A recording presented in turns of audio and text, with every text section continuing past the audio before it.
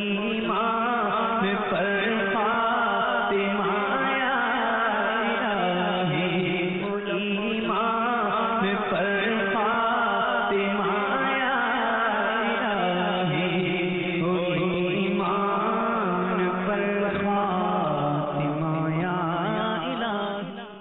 الحمدللہ رب العالمین والصلاة والسلام علی سید المرسلین، اما بعد، اعوذ باللہ من الشیطان الرجیم، بسم اللہ الرحمن الرحیم۔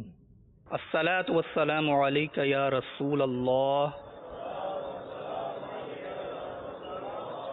وعلی آلک واصحابک یا حبیب اللہ۔ الصلاة والسلام علیک یا نبی اللہ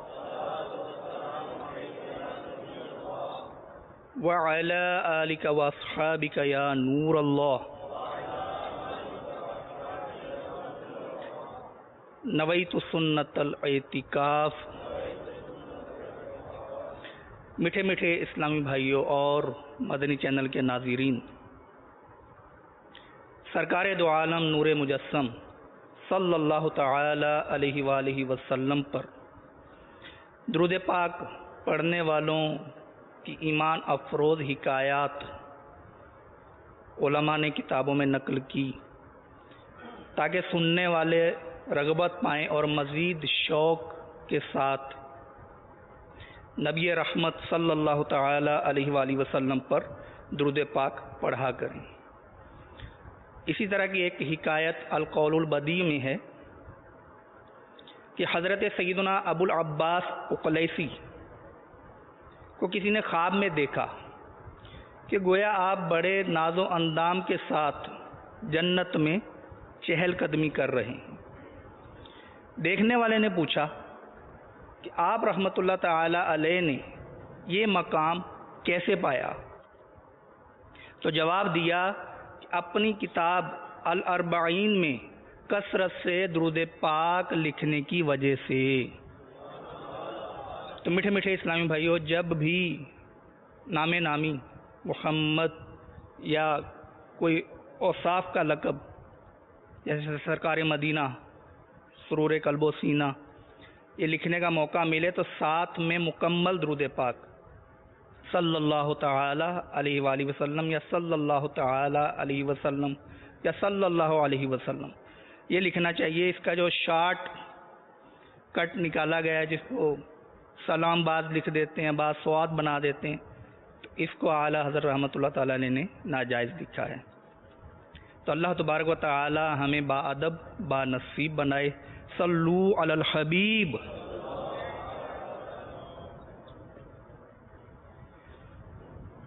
حضرت سیدنا ابو ہریرہ رضی اللہ تعالی عنہ سے مروی یہ حکایت بخاری شریف میں موجود ہے۔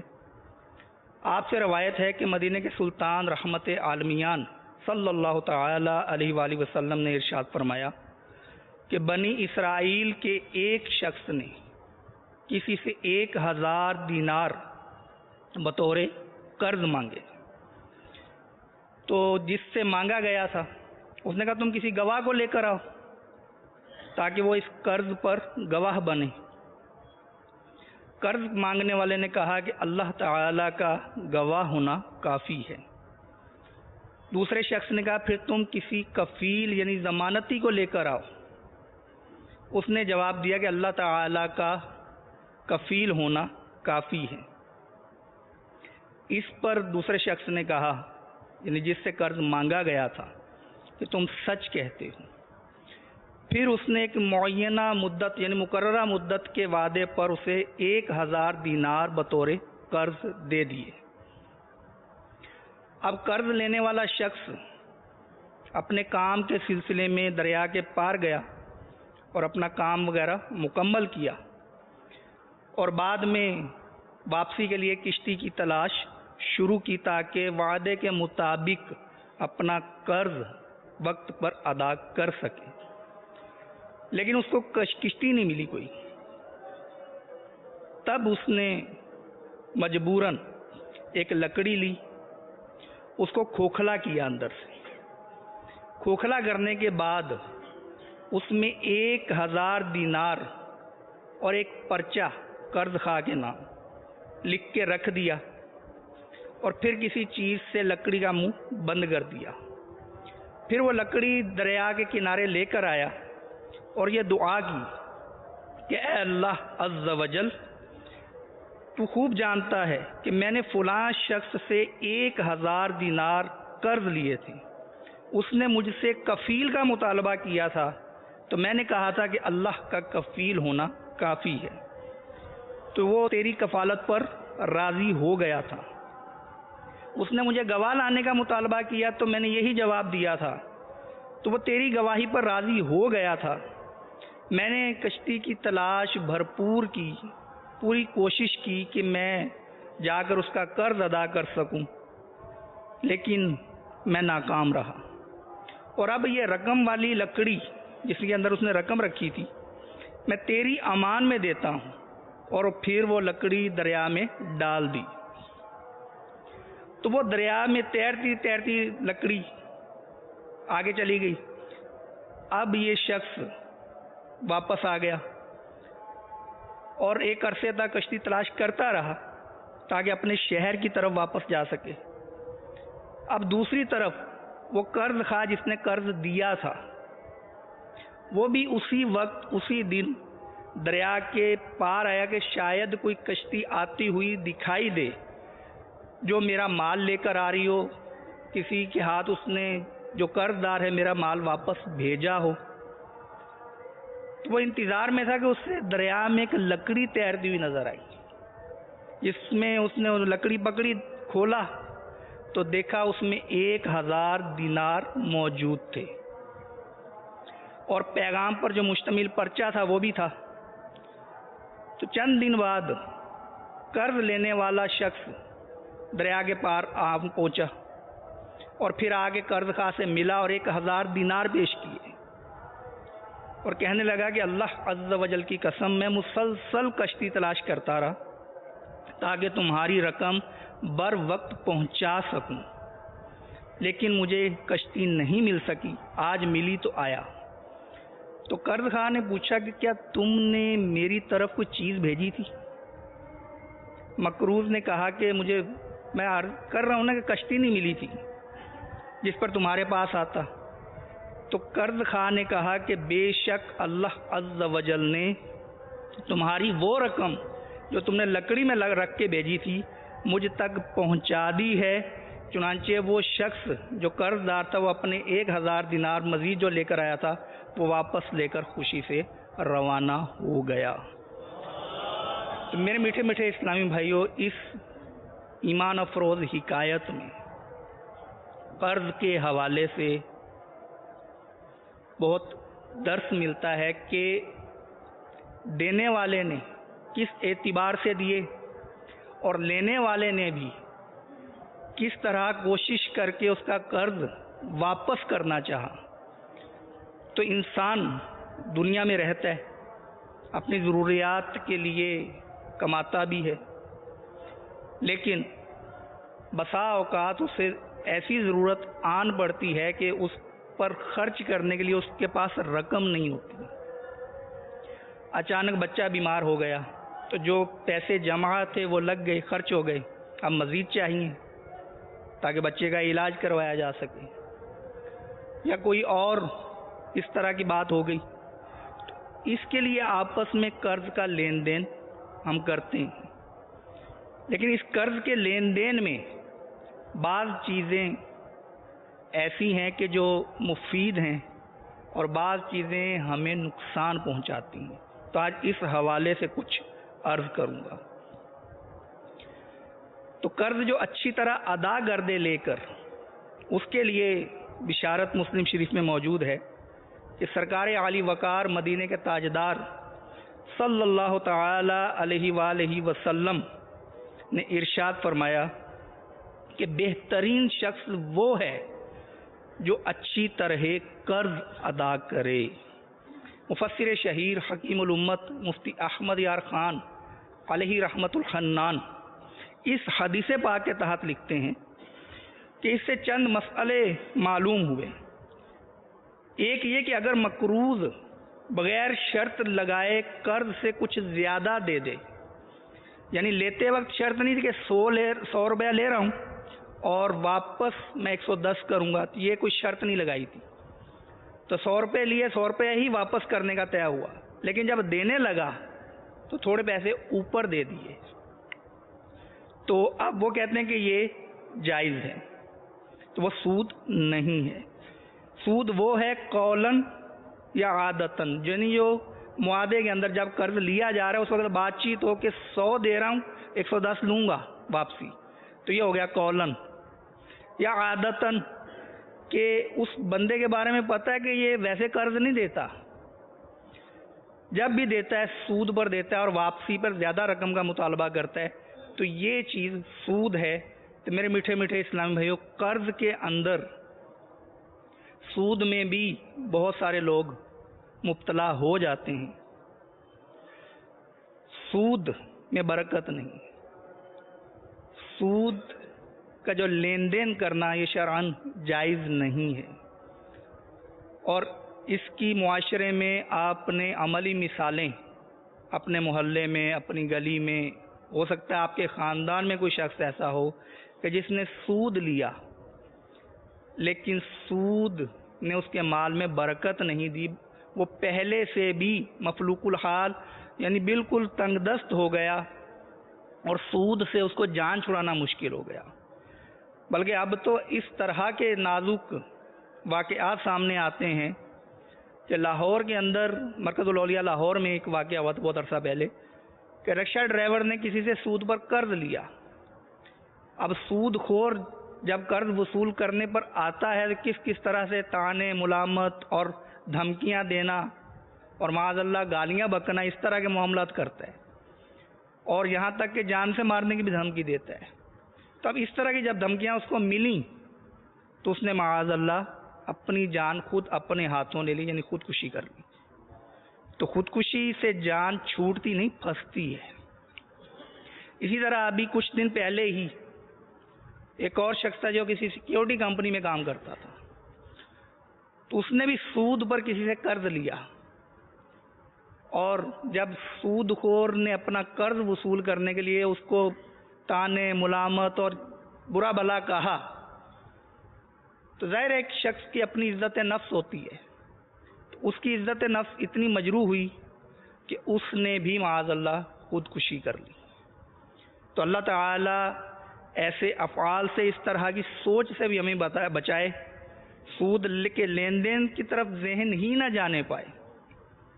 اگر ہم کوشش کریں تو متبادل حل موجود ہوتا ہے، لیکن بعض لوگ کہ ایک کاروبار پھر اس کو تھوڑا سا اور وسیع کرتے ہیں، پھر تھوڑا اور وسیع کرتے ہیں، تو اب سود پر قرض تو لے لیا، لیکن جب واپس کرتے کرتے جو چیز بنائی تھی، جو فیکٹری بنائی تھی، جو دکان بنائی تھی، وہ بھی بک جاتی ہے، تو پھر آنکھیں کھلتی ہیں۔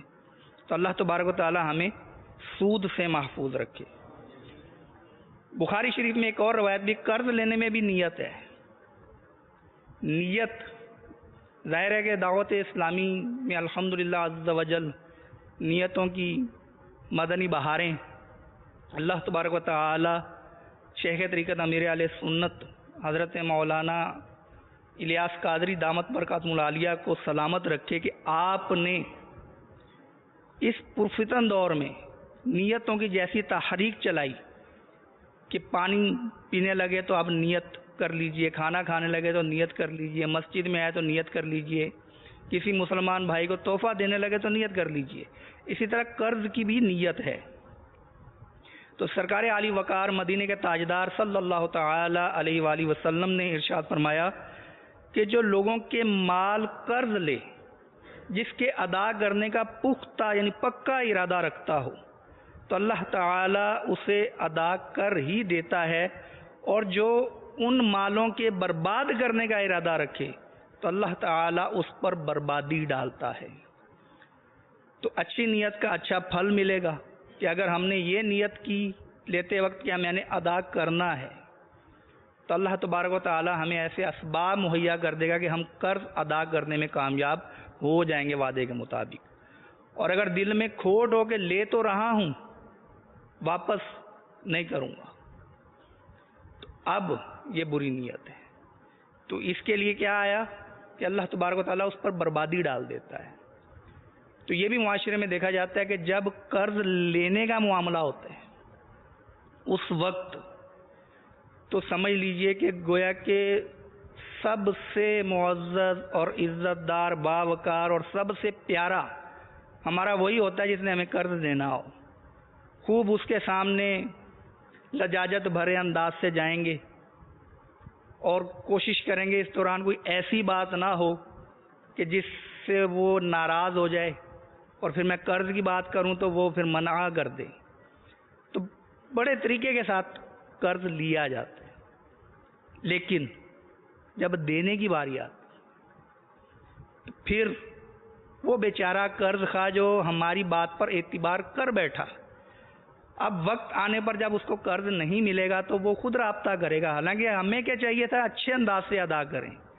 ہم خود اس کے پاس پہلے پہنچ جائیں وقت پر کہ یہ جناب آپ نے جو قرض دیا تھا یہ واپس لے لیجئے. اس سے آئندہ کے لیے بھی راستے کھلے رہتے ہیں. تو وہ کہتے ہیں نا کہ مومن 100 سوراخ سے 2 مرتبہ نہیں ڈسا جاتا.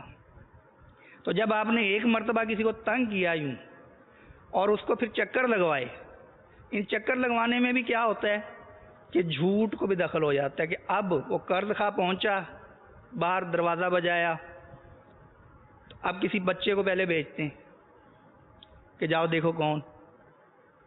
اب وہ پوچھتا ہے یہ کون، کس سے ملنا ہے، یہ فلاں سے ملنا ہے. اب وہ بچہ اندر آتا ہے کہ میں دیکھتا ہوں گھر پر ہے یا نہیں. حالانکہ سوچنے کی بات ہے کہ گھر عموماً اتنے زیادہ کمرے تو نہیں ہوتے. ہمارے کون سے 50 کمرے والوں گھر ہوتے ہیں. ایک آدھ کمرہ ہوتا ہے، 2-4 کمرے ہوں گے، 10 کمرے ہوں گے. کوئی بندہ گھر پہ ہے یا نہیں یہ عموماً پتہ ہوتا ہے. لیکن بچوں کو سکھایا ہوتا ہے کہ پہلے پوچھ لینا آ کے. اب وہ آتا ہے کہ فلاں آیا ہے، اب اس کا قرض ادا کرنا ہے اور سامنا کرنے کی بھی ہمت نہیں ہے، اتنی تاخیر کر چکے. تو وہ پھر بچوں کو جھوٹ کی تربیت دیتا ہے. انہیں جا کر کہہ دو کہ وہ گھر پہ نہیں. اور بچے تو پھر بچے ہیں، بعض اوقات وہ حقیقت حال ہی بھی بیان کر دیتے ہیں. تو اس لیے میٹھے میٹھے اسلام میں جھوٹ کا بھی دخل ہو جاتا ہے. پھر اچھا مل ہی جائے کبھی، پھر ہیلے بہانے.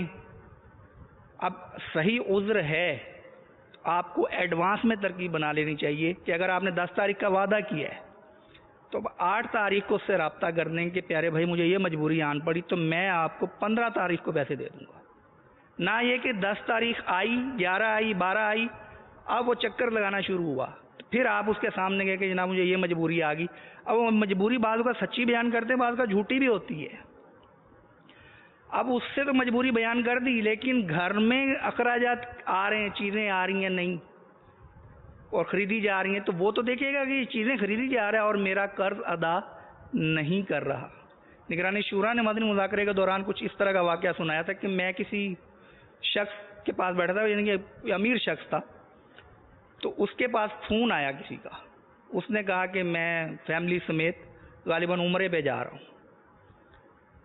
تو اس نے مبارکباد تو دی فون سننے والے نے، اور ساتھ میں کہا کہ یار آپ فیملی کے ساتھ عمرہ بھی کراتے ہو، حج پہ بھی چلے جاتے ہو، میرا قرض کافی عرصے سے کھڑا ہے یار وہ تو دے دو. اب بات یہ کہ جب بندہ دیکھے گا کہ یہ سارے کام جاری ہیں، اخراجات بھی ہو رہے ہیں، نئی نئی چیزیں بھی خریدی جا رہی ہیں، لیکن میرا قرض ادا نہیں کیا جا رہا، تو اب وہ کیا حسن ظن رکھے گا. بہرحال ہمیں حسن ظن ہی رکھنا چاہیے.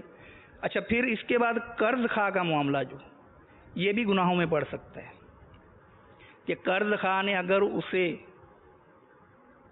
ہاتھوں سے مار کٹائی کر دی معاذ اللہ، یا گالم گلوچ کی، یا کسی بھی طرح سے تکلیف پہنچائی، تو بلا وجہ شرعی مسلمان کو تکلیف پہنچانا جائز نہیں.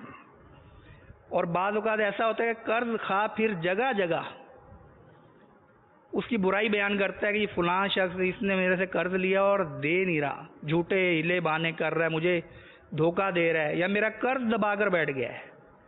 قرض دبا کر بیٹھ جانا وہ اور چیز ہے کہ قرض دینے سے ہی منع کر دے کہ میں نے تمہارا قرض نہیں دینا، لیکن وہ کہے کہ دینا ہے لیکن تاخیر کر رہا ہے، تو یہ قرض دمانا نہیں کہیں گے. تو غیبتوں میں جا پڑتے ہیں. تو بسا اوقات ایسا بھی ہوتا ہے کہ بدگمانی میں بھی مبتلا ہو جاتے ہیں کہ فون کا دور ہے آج کل، موبائل کا. اب جس نے قرض وصول کرنا ہے اب وہ فون کر رہے ہیں، اور جس نے قرض دینا ہے وہ اسکرین پہ نمبر دیکھتے ہی فون نہ اٹھائے. اب جو فون کر رہا ہے اس نے فوراً کہنا ہے اچھا میرا نام دیکھا تو فون نہیں اٹھایا. اب وہ ہو سکتا ہے کہ جس کو فون کیا وہ نماز پڑھ رہا ہو، وہ ڈرائیونگ کر رہا ہو اس وقت، یا ہو سکتا ہے وہ استنجا خانہ میں ہو یا کھانا کھا رہا ہو، کوئی بھی وجہ، سویا ہوا ہو، کوئی بھی وجہ ہو سکتی ہے. لیکن فون کرنے والا تو بدگمانی میں مبتلا ہو گیا نا. لیکن پھر ایسا بھی ہوتا ہے کہ بار بار فون کیے، صبح کے وقت میں بھی، شام کے وقت میں بھی، کہ شاید اس ٹائم اٹھا لے، اس ٹائم اٹھا لے، میسیج بھی چھوڑا کہ میں فلاں ہوں اور رابطہ کیجئے، اب بھی کوئی میسیج جوابی نہیں آیا، نہ کوئی فون کیا. تو بڑا مشکل ہو جاتا ہے اسلامی بھائیوں حسن ظن قائم کرنا.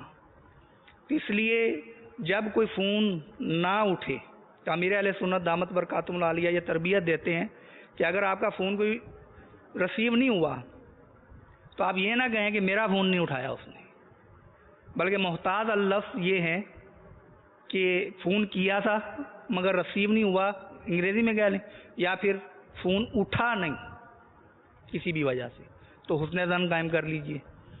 تو قرض نیک آدمی اگر لے تو اس کا ادا ہو ہی جاتا ہے. اسی حدیث کے تحت جو میں نے ابھی عرض کی کہ مفسر شہیر حکیم الامت حضرت مفتی احمد یار خان علیہ رحمت الحنان اسی حدیث پاک کے تحت لکھتے ہیں کہ جس کی نیت قرض لیتے وقت ہی ادا کرنے کی نہ ہو، پہلے ہی سے مال مارنے کا ارادہ ہو، ایسا آدمی بے ضرورت بھی قرض لے لیتا ہے اور ناجائز طور بھی.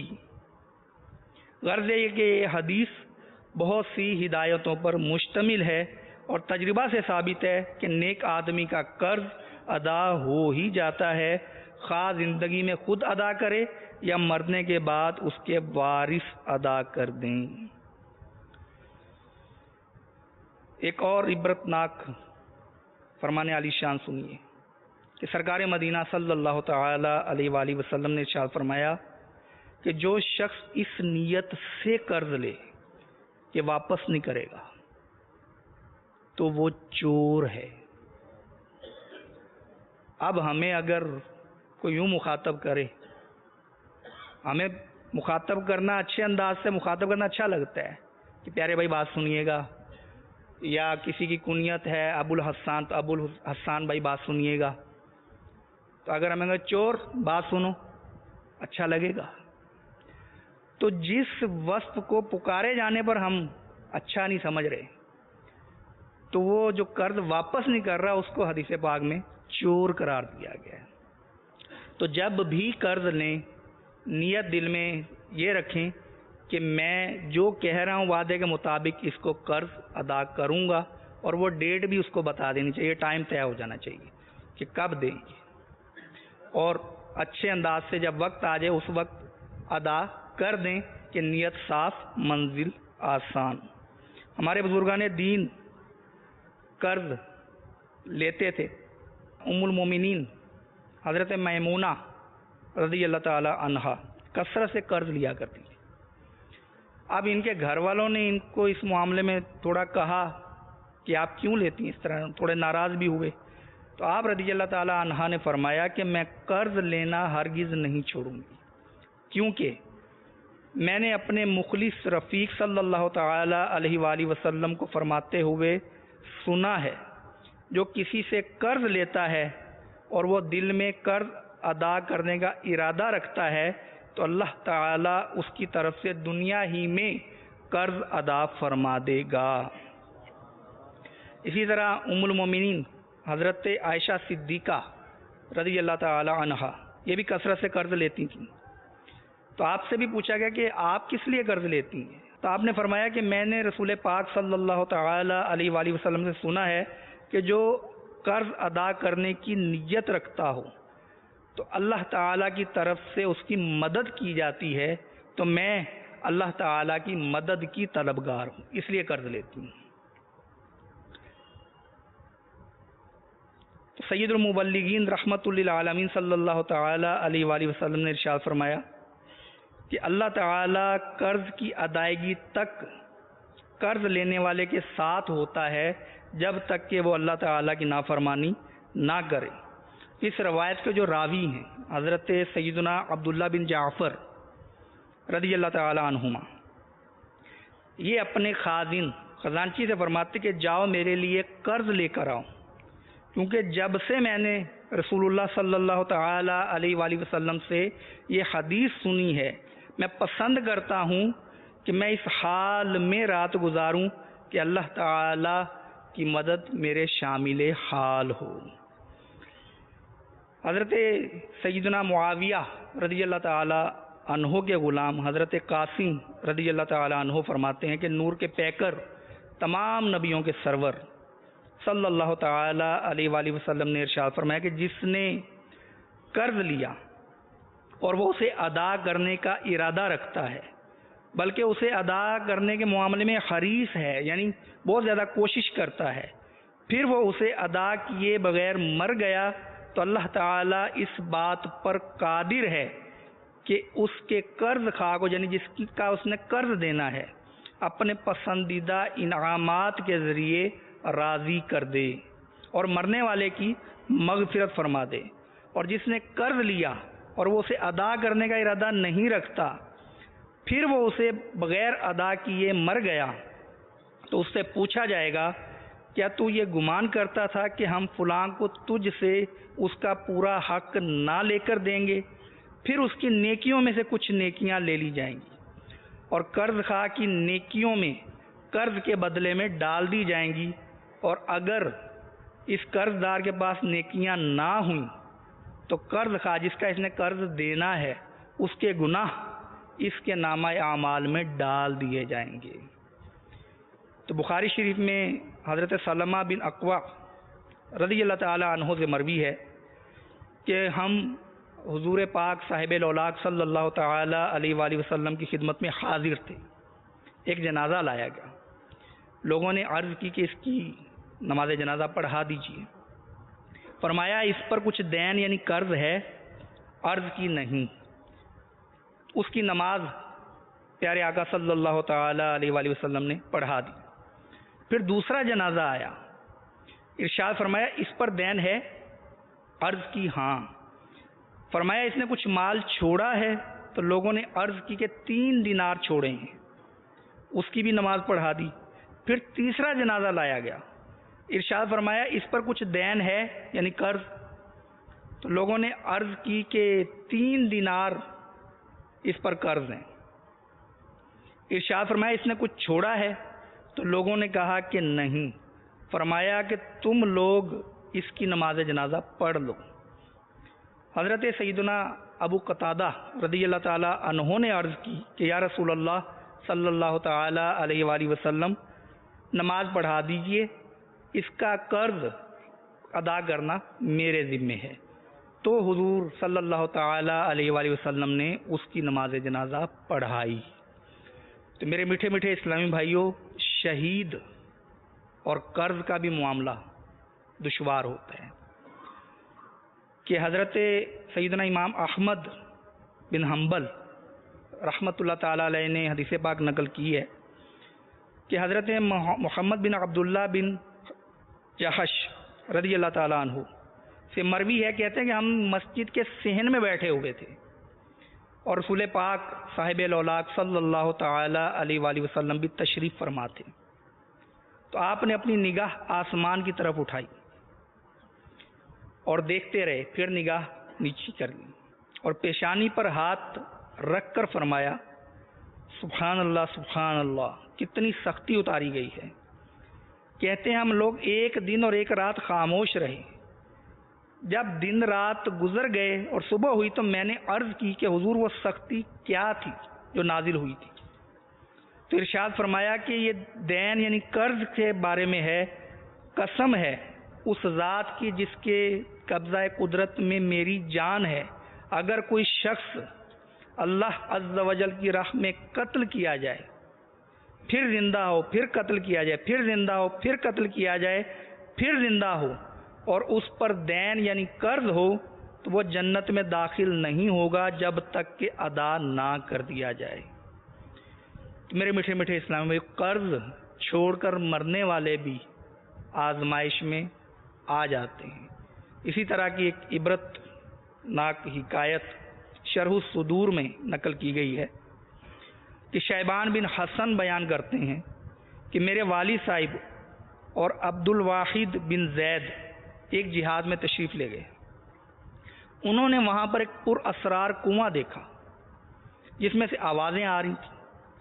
اب اندر جھانکا تو کیا دیکھنے کہ ایک شخص تخت پر بیٹھا اور اس کے نیچے پانی ہے۔ انہوں نے اس سے پوچھا کہ تم جن ہو یا انسان؟ اس نے جواب دیا کہ انسان۔ پوچھا کہاں کے رہنے والے ہو؟ اس نے کہا انطاکیہ کا، اور میرا قصہ یہ ہے کہ میرے رب عز و جل نے مجھے وفات دی اور اب مجھے اس کنویں میں قرض نہ ادا کرنے کی وجہ سے قید کر دیا ہے۔ انطاکیہ کے کچھ لوگ میرا ذکر خیر تو کرتے ہیں مگر میرا قرض، میرا دین نہیں چکاتے۔ چنانچہ یہ دونوں یعنی یہ راوی کے والد صاحب اور ان کے جو ساتھی تھے یہ انطاکیہ گئے اور معلومات کر کے اس پر اسرار کنویں کے قیدی کا دین چکا کر پھر دوبارہ اسی مقام پر آئے تو نہ وہ کنواں تھا اور نہ ہی وہ شخص تھا۔ پھر یہ دونوں اسی جگہ سو گئے۔ جب رات میں سوئے تو خواب میں وہی شخص آیا اور آ کر کہا جزاکم اللہ انی خیرا، کہ اللہ تبارک و تعالی تم دونوں کو میری طرف سے بہترین بدلہ دے۔ میرا قرض ادا ہونے کے بعد میرے رب عز و جل نے مجھے جنت کے فلاں حصے میں داخل کر دیا ہے۔ میرے میٹھے میٹھے اسلامی بھائیوں، بالخصوص وہ اسلامی بھائی جن کے والد یا دادا، کوئی بھی عزیز والدہ فوت ہو چکے ہیں تو غور کریں کہ ان پر قرض تو باقی نہیں۔ اور بعض اوقات ایسا بھی ہوتا ہے کہ قرض ہوتا ہے معلوم نہیں ہوتا، یا قرض کا کوئی دعویٰ لے کر آیا بعد میں۔ تو ہمارے یہاں بھی جب وہ جنازہ لے کر چلتے ہیں یا پھر وہ اصالہ ثواب کی محفل ہوتی تو اس وقت کہہ دیتے بھائی جس کا قرض ہے وہ ابھی بتا دے۔ تو اگر ابھی نہیں بتایا وہ شخص وہاں ہے ہی نہیں، بعد میں بھی بتایا تو اس کا قرض اپنی جگہ کھڑا ہے۔ تو اگر ہم ادا کریں گے اچھی نیت کے ساتھ صلہ رحمی کا بھی ثواب ملے گا، اور قرض ادا کرنے کی وجہ سے ہمارے جو مرنے والے ہیں ان کے سر سے بھی یہ بوجھ اترے گا۔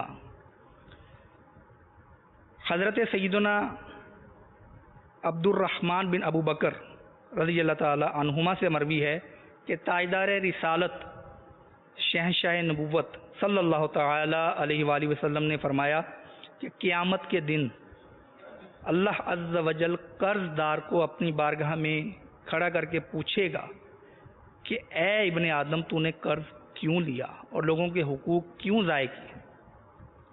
تو وہ عرض کرے گا کہ اے میرے رب تو جانتا ہے کہ میں نے جب یہ مال لیا تو نہ اسے کھایا اور نہ ہی اس کے ذریعے پیا اور نہ ہی اسے پہنا اور نہ ہی اسے ضائع کیا، مگر میرا مال جل گیا تھا یا چوری ہو گیا تھا یا اس کی قیمت میں کمی ہو گئی، تو اللہ عز و جل ارشاد فرمائے گا میرے بندے نے سچ کہا اور میں اس بات کا حقدار ہوں کہ اس کی طرف سے قرض ادا کروں۔ پھر اللہ تعالی کوئی چیز اس کے میزان کے پلڑے میں رکھ دے گا، اس شخص کی نیکیاں اس کے گناہوں پر غالب آ جائیں گی اور وہ شخص رحمت الہی سے جنت میں داخل ہو جائے گا۔ تو نیت صاف، منزل آسان۔ حضرت عبداللہ بن ابی ربیعہ رضی اللہ تعالی عنہ یہ کہتے ہیں کہ مجھ سے مدینے کے تاجدار صلی اللہ تعالی علیہ وآلہ وسلم نے قرض لیا، اور جب آپ صلی اللہ تعالی علیہ وآلہ وسلم کے پاس مال آیا تو ادا کر دیا اور دعا دی کہ اللہ تعالیٰ تیرے اہل و مال میں برکت دے، اور فرمایا کہ قرض کا بدلہ شکریہ ادا کرنا ہے۔ تو میرے میٹھے میٹھے اسلامی بھائیوں، قرض ادا کرتے وقت بھی اسی انداز کو اگر اپنایا جائے جس انداز سے ہم نے قرض لیا تھا، لیکن یہاں تو بعض اوقات ایسا بھی ہوتا ہے کہ اس کو دے کے کہتے ہیں کہ پکڑ اپنا قرض، چل شاباش، آئندہ میرے سے بات نہیں کرنا۔ تو اگر ہم اچھے انداز سے اس کو قرض واپس کرو، شکریہ بھی ادا کریں کہ آپ کا شکریہ، اللہ تبارک و تعالیٰ آپ کو جزا عطا فرمائے کہ آپ نے مشکل وقت میں میری مدد کی۔ اسی طرح میٹھے میٹھے اسلام میں بعض قرض داروں کے حالات کو ہم جانتے ہوتے ہیں، کیونکہ ہمارا قریبی عزیز ہوتا ہے یا کوئی قریبی دوست ہوتا ہے، اب وہ قرض لے لیتا ہے لیکن تنگ دستی کی وجہ سے قرض واپس کرنے میں اسے دشواری ہوتی ہے۔ تو اگر ہم یہ گوارا کر سکیں، افورڈ کر سکیں، تو ہم اسے اگر مہلت دے دیں تھوڑی تو اس کا بھی ثواب ہے۔ حضرت سیدنا حذیفہ رضی اللہ تعالیٰ عنہ بیان کرتے ہیں کہ رسول اللہ صلی اللہ تعالیٰ علیہ وآلہ وسلم نے ارشاد فرمایا کہ تم سے اگلے لوگوں میں ایک شخص تھا جس کے پاس موت کا فرشتہ اس کی روح قبض کرنے آیا، تو اس سے کہا گیا شخص سے کہ کیا تم نے کوئی نیکی کی ہے؟ وہ بولا کہ مجھے نہیں معلوم۔ پھر کہا گیا غور کر لو، تو اس نے کہا کہ میں اس کے علاوہ کچھ نہیں جانتا کہ میں دنیا میں لوگوں سے تجارت کرتا تھا اور اس چیز کا لحاظ رکھتا تھا کہ خوشحال کو مہلت دیتا اور تنگ دست کو معاف کر دیا کرتا تھا، چنانچہ اللہ تبارک و تعالیٰ نے اس شخص کو جنت میں داخل کر دیا۔ میرے میٹھے میٹھے اسلامی، اگر ممکن ہو تو ہمیں چاہیے کہ تنگ دست کو تھوڑی مہلت دے دیں، اور اگر ہم افورڈ کر سکتے ہوں تو کیا ہی اچھا ہو کہ ہم اسے اچھی نیت کے ساتھ معاف کر دیں کہ مسلمان کا دل خوش ہوگا، وہ تنگ دستی اور ٹینشن سے بچا رہے گا، تو اس کا بھی ہمیں ثواب ملے گا۔ امام اعظم رحمۃ اللہ تعالیٰ علیہ بھی قرض دیتے تھے لوگوں کو، تو ایک شخص نے 10,000 درہم غالباً دینے تھے آپ کے، وعدہ گزرے مدت ہو گئی تھی، ایک مرتبہ آپ جا رہے تھے کہ وہ سامنے سے آ رہا تھا، آپ کو دیکھ کے وہ شرم کے مارے ایک گلی میں ہو گیا۔ اب جب وہ گلی میں گیا تو آگے گلی بند، اب واپس آنا پڑا۔ تو امام اعظم رحمۃ اللہ تعالیٰ علیہ وہیں پہ کھڑے ہو گئے اور کہا کہ تم تو ادھر گئے تھے، واپس کیسے آ گئے؟ تو اس نے کہا کہ میں آپ کا مقروض ہوں اور وعدہ گزر گیا تھا، تو مجھے خوف ہوا کہ آپ کہیں قرض مانگ نہ لیں، اور میرے پاس ہے نہیں اس وقت، تو اس وجہ سے شرم کے مارے میں تھوڑا چھپ گیا تھا۔ تو امام اعظم نے جو ارشاد فرمایا اپنے دل کے کانوں سے سنیے، فرمایا کہ 10,000 بھی ایسی چیز ہیں کہ جس کے لیے مسلمان کا دل پریشان کیا جائے، میں نے تمہیں وہ 10,000 معاف کر دیے۔ تو یہ حوصلہ اگر پیدا ہو تو کاش ہم بھی امام اعظم کی پیروی کرنے والے بن جائیں۔ اسی طرح سود کے معاملات سے بچنے کے لیے امام اعظم کا مدنی ذہن دیکھیے، الخیرات الحسان میں ہے کہ آپ کے ہزاروں روپے لوگوں پر قرض تھے، اب آپ تقاضا کرنے کے لیے یعنی واپس لینے کے لیے دوپہر کو تشریف لے جایا کرتے تھے، لیکن گرمی بھی ہو بھلے، مقروض کی دیوار کے سائے سے بھی پیچھے ہٹ کے کھڑے ہوتے تھے، یہ کہیں قرض سے نفع حاصل کرنے میں داخل نہ ہو جائے۔ تو اس طرح آپ کا مدنی ذہن ہوا کرتا تھا۔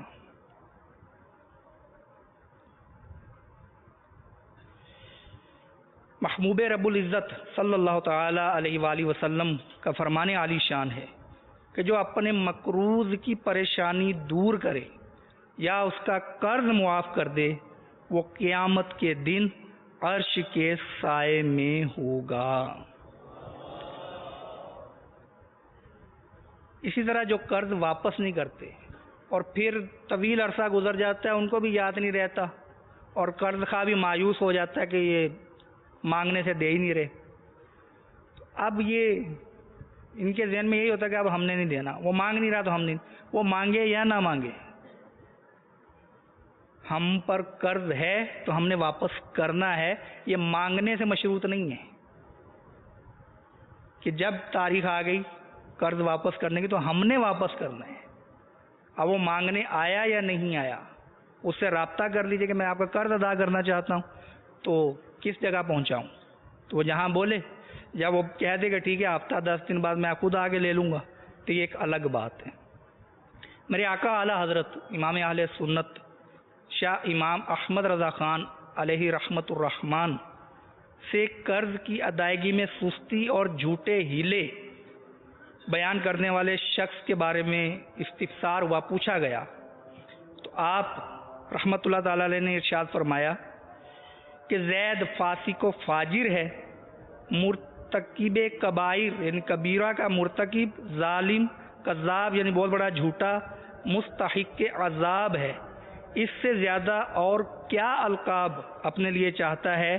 اگر اس حالت میں مر گیا اور دین لوگوں کا اس پر باقی رہا تو اس کی نیکیاں ان قرض خواہوں کے مطالبے میں دے دی جائیں گی۔ کیوں کر دی جائیں گی؟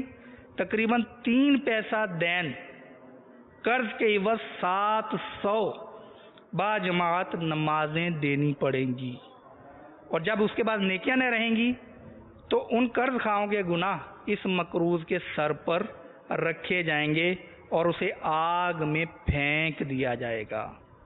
مت دبا قرضہ کسی کا نابکار، روئے گا دوزخ میں ورنہ زار زار۔ صلو علی الحبیب۔ ایمان پر فاطمہ یا الہی، ایمان پر